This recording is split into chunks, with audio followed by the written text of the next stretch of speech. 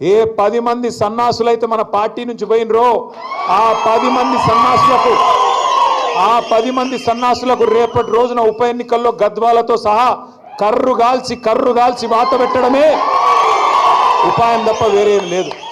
మీ అందరికీ నేను మాటిస్తా ఉన్నా, వీళ్ళు వాళ్ళు అని కాదు, మీ ఎమ్మెల్యే పేరు తీసుకునే అక్కర కూడా లేదు.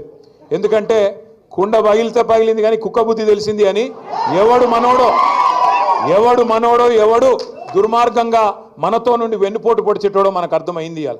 కాబట్టి అట్లాంటి వాళ్ళ పేర్లు తీసుకొని వాళ్ళని పెద్దోళ్ళని చేయాల్సిన అవసరం లేదు. ఆ 10 మందిని మీరు గట్టిగా అనుకుంటే గద్వాలలో పండబెట్టి తొక్కే శక్తి మీకుందని మాట నేనేదో ఆవేశంతో నీ మాట చెప్తలేను, బాధతోనే చెప్తా ఉన్నా. ఇన్ని చేసిన తర్వాత గద్వాలకి ఇప్పుడే పెద్దలు చెప్తున్నారు గద్వాలకి ఏమేం చేసినారో కేసీఆర్. 1-2 ఆంజనేయ గౌడ్ చెప్తుంటే వింటా ఉన్నా నేను. ఒక మెడికల్ కాలేజ్, డిగ్రీ కాలేజ్ కావాలంటే, జూనియర్ కాలేజ్ కావాలంటే గతంలో గద్వాల తాలూకాలో పిల్లలు రోడ్డు ఎక్కంది, ధర్నా చేయండి, పట్టించుకునే నాదుడు లేదు.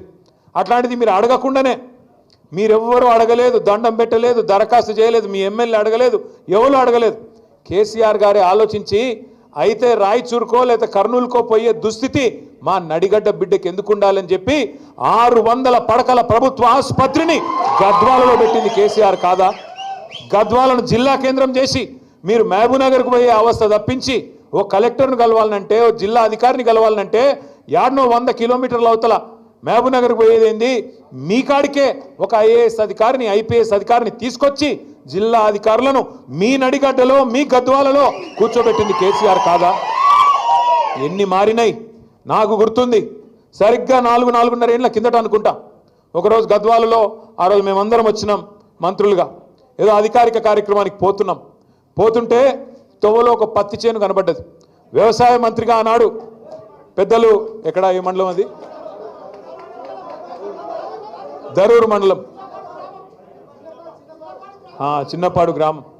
ఆ గ్రామానికి ఆ రోజు వ్యవసాయ మంత్రిగా నిరంజన్ రెడ్డి గారు, నేను అందరం ఏదో ప్రోగ్రాం మీద వచ్చినాం. పోతుంటే